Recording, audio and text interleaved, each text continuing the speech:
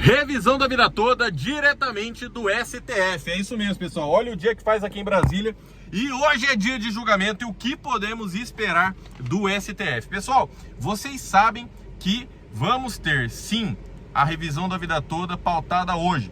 Mas quem já está acompanhando sabe que o ministro Barroso colocou aquela observação que a pauta de hoje também será formada pelos processos remanescentes da semana passada. E o que isso quer dizer na prática? Quando você procura STF pauta de julgamento, você vai ver 3 processos antes da revisão da vida toda. E aí, às vezes, você já pode até desanimar. Você fala, ih, olha o Barroso aí mais uma vez atrasando o nosso julgamento, não é verdade? Calma, deixa eu acalmar o seu coração e trazer um pouco de luz nessa escuridão. É isso que gera ansiedade. O que a gente vai ter hoje no julgamento, pessoal? Essas 3 ações, elas estão sendo julgadas de forma conjunta. Isso já é uma boa notícia, por quê? Porque são 3 processos, uma decisão, um voto de cada ministro. Então, se fossem realmente, né, para julgar 3 processos separados, para daí julgar a revisão da vida toda, aí ia ficar difícil, aí eu concordo com você. Mas não é o caso. São 3 processos, um julgamento. E este julgamento, olha só, meus senhores e minhas senhoras, ele já começou a semana passada, não só na parte de debates, ele já teve sua votação iniciada. E aí, tanto é que no finalzinho da sessão de quinta-feira, vocês sabem que temos sessões no plenário físico às quartas e quintas, no finalzinho da sessão o ministro Barroso falou, ó, é o seguinte, ministro Zanin, o senhor será, só para saber, o senhor será breve no seu voto ou será um voto extenso? Aí o Zanin já começou ali, né? Olha, eu não acho que nós tenhamos elementos suficientes para julgar essa ação e bababá e bababá. Ou seja, vai ser um voto um pouco mais extenso. Mas, trazendo um histórico, né, de quem já acompanhou centenas de sessões presenciais aqui no STF, pessoal, o que é um voto extenso? Podemos considerar, na forma de tempo, podemos considerar aí 1 hora de voto. Vamos lá, coloca 1 hora de voto. Então a sessão aqui começa às 14 horas. Geralmente começa com um certo atraso. Aí vamos lá, 14 horas, vai começar às 14h20, vamos supor? Vamos lá, joga um 14h20. Até começar a sessão e tal, uns 10 minutinhos, 1 hora de voto, vamos supor. Vai ser lá para 15h30. Os outros ministros, por sua vez, a não ser que eles apresentem uma divergência, um voto específico próprio, eles podem simplesmente acompanhar um dos votos, seja do Zanin ou do relator ou de outros que já votaram. Então, não necessariamente todos os votos serão extensos. Nós sabemos que, pelo regimento interno, o que o STF faz? Ele começa com o julgamento, o voto do relator, e depois ele faz o quê? Ele começa do ministro mais novo para o mais antigo. Não de idade, mas sim por ordem de indicação, por ordem de data de ter tomado posse. Eles falam isso que é para que um ministro mais recente não se sinta coagido ou pressionado a votar de uma determinada forma. Eu acho que até faz sentido. O que eu quero dizer com isso? É que ainda teremos sim mais votos, mas há uma grande expectativa de que esse julgamento, tirando o voto do Zanin, que pode ser um pouco mais extenso, mas que os demais votos sejam mais rápidos. Então, em termos práticos, podemos sim já ter o início da revisão da vida toda hoje. Doutor, e se não começar hoje? Vai, vamos lá. Se não começar hoje? Bom, aí o ministro Barroso, no final da sessão de quinta-feira, ele já falou que de quinta-feira não passa esse processo. Então, a primeira grande vitória vai ser começar o julgamento hoje. Terminar a revisão da vida toda hoje, sinceramente, pessoal, eu não vejo assim, né, numa escala de porcentagem, de probabilidade 80%, 50%, eu vejo uma escala mais baixa, né? A probabilidade de terminar a revisão da vida toda hoje, aí eu acho que beira menos de 20%. Mas começar, aí já fica interessante. Por quê? Porque aí fica vinculado para amanhã, não tem desculpa. Mas mesmo assim, vamos lá. No pior dos cenários, que é o que o Barroso já até falou, ó, se eventualmente não terminar na quarta-feira, para quinta-feira está confirmado, porque essa pauta é prioridade e, embora seja uma ação penosa, segundo palavras do próprio Barroso, eu coloquei esse vídeo aqui para vocês, ele diz que vai ter que julgar e não vai passar de quinta-feira, ele não quer estender esse tema. Ok, vamos lá. Se não for hoje, vai ser amanhã na quinta-feira, show de bola, vamos pra cima. E o que a gente tem no julgamento? Pessoal, a gente tem alguns pontos que eu tô vendo que muita gente já está esquecendo. Eu acho que isso é um grande perigo. Por quê? A partir do momento que o ministro Alexandre de Moraes pediu destaque, nós tivemos o quê? O reinício da votação, dos embargos de declaração. Então, via de regra, a decisão pode ser alterada? Obviamente que não. O julgamento do mérito foi decidido em dia 1º de dezembro de 2022 e o julgamento dos embargos de declaração, eles servem para suprir uma contradição, omissão, obscuridade ou um erro material. Veja bem que ele não serve para alterar o mérito. E foi juntada aqui no processo da revisão da vida toda uma decisão tanto do Nunes Marques, do Gilmar Mendes, de vários ministros, que esse rol dos embargos de declaração é um rol taxativo. O que isso quer dizer? É um rol que ele define algumas hipóteses e não podem ser consideradas outras hipóteses fora dessa lista.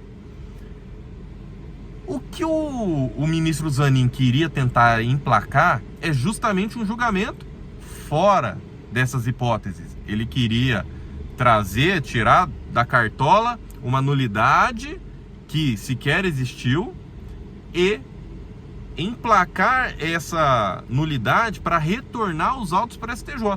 Mas veja bem que, nesse exato momento, o voto do Zanin não está válido. Por quê? Destaque reinicia os votos. Aí você me pergunta, tá, doutor, mas será que o Zanin não vai tentar emplacar de novo, pessoalmente?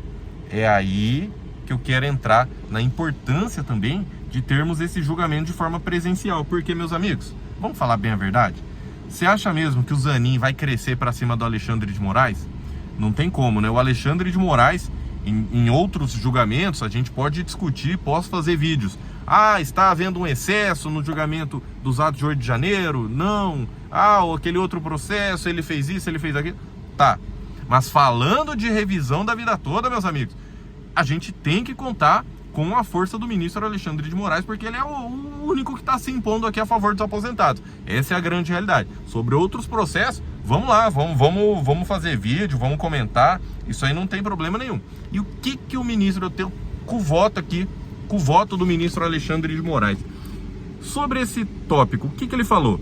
Alegada ausência de pronunciamento quanto à nulidade do acórdão recorrido do STJ por inobservância ao artigo 97 da Constituição. Ele começa falando de todo o caminho que o processo tomou. E a gente sabe que a revisão da vida toda começou aonde? Começou no plenário virtual, até em vista da pandemia. E no plenário virtual, o então relator, ministro Marco Aurélio, ainda não tinha se aposentado, ele apresentou o voto dele, é o primeiro a votar, foi acompanhado, né? E aí, onde que a gente tem aqui o grande pulo do gato? Ele foi acompanhado pelo Edson Fachin e Carmen Lúcia, e aí o Nunes Marques apresentou um voto de divergência. Mas nem aí o Nunes Marques falou, ele entendeu essa nulidade, né? De primeiro ele manifestou, o Barroso que tinha se manifestado, entendendo essa nulidade, inclusive aqui no plenário físico, já vou chegar lá. Mas como que ficou redigida a ata de julgamento? E ele traz em negrito o trecho aqui, ó, que o Marco Aurélio, né, negava provimento ao recurso do INSS, foi acompanhado pelos ministros Edson Fachin, Carmen Lúcia, Rosa Weber e Ricardo Lewandowski e o próprio Alexandre de Moraes. Então, a partir do momento que você acompanha o voto, o próprio regimento interno do STF, ele traz como que o ministro pode votar. Ele pode votar seguindo o relator, concordando 100%. Ele pode seguir o relator com ressalvas. Então, ele entende que o voto está correto, mas em alguns pontos ele ele quer alterar, ele não concorda, ou ele pode acompanhar a divergência por integralidade também, ou acompanhar a divergência com ressalvas. Então perceba bem que o ministro, ele não pode ter essa ressalva subentendida. É uma ressalva expressa, ou seja, tem que constar no voto, por exemplo, trazendo para a revisão da vida toda, teria que constar no voto do ministro Ricardo Lewandowski que ele estava sendo expressamente contrário ao ponto do artigo 97 da alegada cláusula de reserva de plenário, né? Falando que foi um órgão especial da STJ, deveria ter sido o órgão especial da STJ, mas foi a primeira turma e houve declaração de inconstitucionalidade e tudo mais. Então, a gente vê que do lado dos aposentados, a gente tem a lei, a jurisprudência, decisões do STF e do STJ. E até quando eu trago o raciocínio do voto, você consegue ver um sentido. Mas, do lado do INSS, é preciso um esforço, um raciocínio muito grande. Você tem que fazer um elástico, assim, você tem que dar uma volta para poder construir e concordar com um argumento desses. É literalmente forçar a barra para cima do aposentado. E aí, o ministro Alexandre de Moraes, presencialmente, né, ele não vai deixar barato. Inclusive, no voto dele, ele já começou falando, Ricardo Lewandowski acompanhou integralmente, então já não teve omissão, que o Cristiano Zanin quer impor. E ele fala aqui, no voto que proferiu na sessão virtual acerca dos presentes embargos, o ilustre ministro Cristiano Zanin entende que há omissão no julgado embargado quanto a tal ponto. E ele destaca que, como o ministro Ricardo Lewandowski na ocasião não se manifestou sobre esse ponto específico, é o caso de suprir a omissão. Aí começa o ministro Alexandre de Moraes dando uma aula de direito. Olha o que ele fala.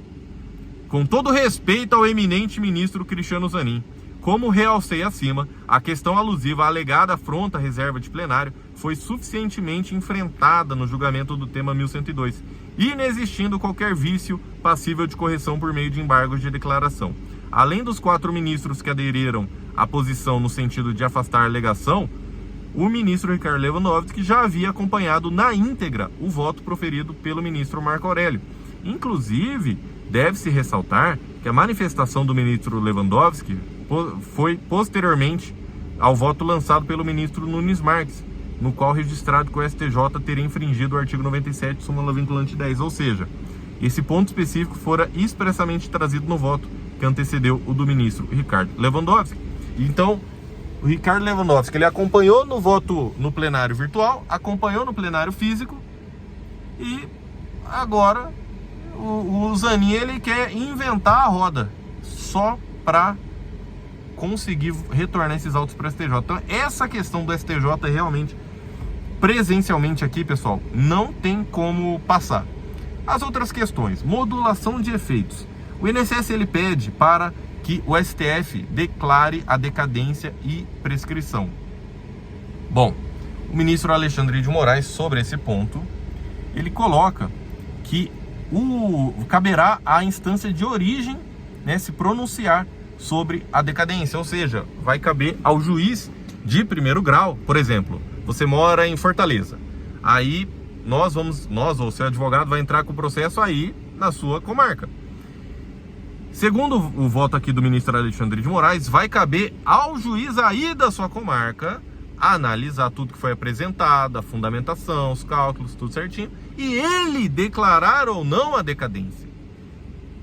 Me parece uma boa saída. Por quê? Porque você não tem como falar para todo mundo sem analisar os seus documentos, sem analisar, né, as causas de afastamento, de decadência. O que pode haver é uma confirmação da questão de decadência e tudo mais, mas isso aí a gente ainda vai ver. Eu, sinceramente, acredito que o ministro Alexandre acertou no voto dele.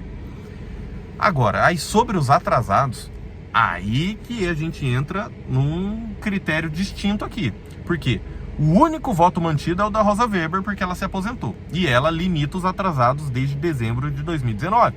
Falando que foi em dezembro de 2019 que teve a mudança de entendimento, que a justiça antes não tinha um entendimento muito claro tinha decisões em sentido diverso, no sentido de não precisar incluir as contribuições anteriores a 94. Então, se ela diz que o direito do segurado surgiu a partir de dezembro de 2019, com a decisão da STJ, que valeu para todo o Brasil, ela quer limitar os atrasados a partir dessa data. Se os ministros acompanharem esse voto, ao meu ver, surge aí o direito do segurado, do aposentado, e surge aí o início do prazo da decadência. Ou não limita os atrasados e aplica-se então a decadência. Vocês estão vendo como uma coisa está interligada à outra? O perigo do voto do Zanin, que ele vai tentar emplacar, e aí o Barroso também pode entrar nessa, é limitar os atrasados a partir da decisão do STF, ou seja, dezembro de 2022. Aí é matar 5 anos de atrasados seus aí, meu amigo, minha amiga. Esse aí pode desconsiderar, aí realmente fica difícil.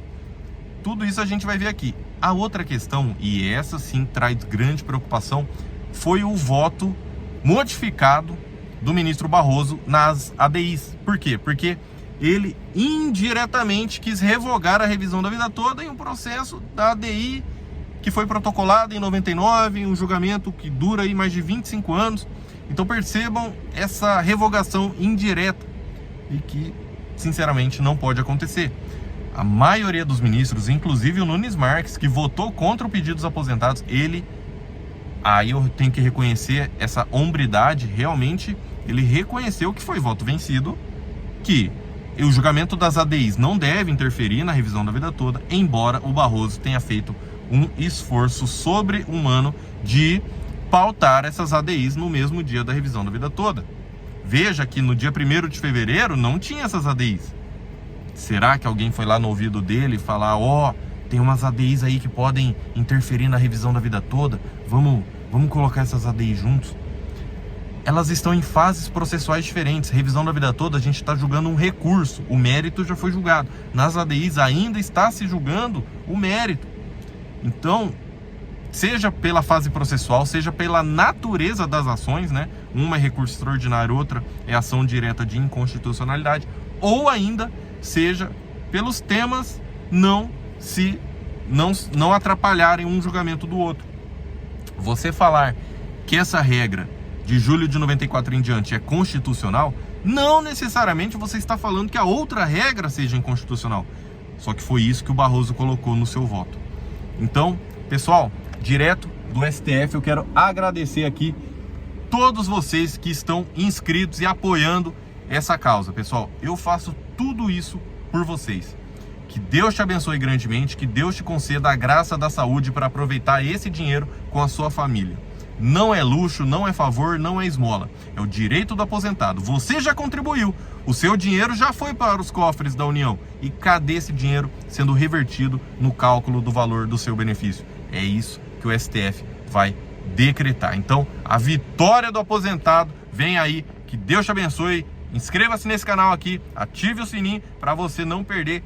Assim que começar a sessão, já tô até suando, vou até trocar a camisa, botar gravata, ficar bem bonito ali, para ficar de frente para os ministros e decretar essa vitória para os aposentados, meus amigos. Vamos embora, até a próxima. Daqui a pouquinho eu já trago novidades do julgamento direto do STF. Bora!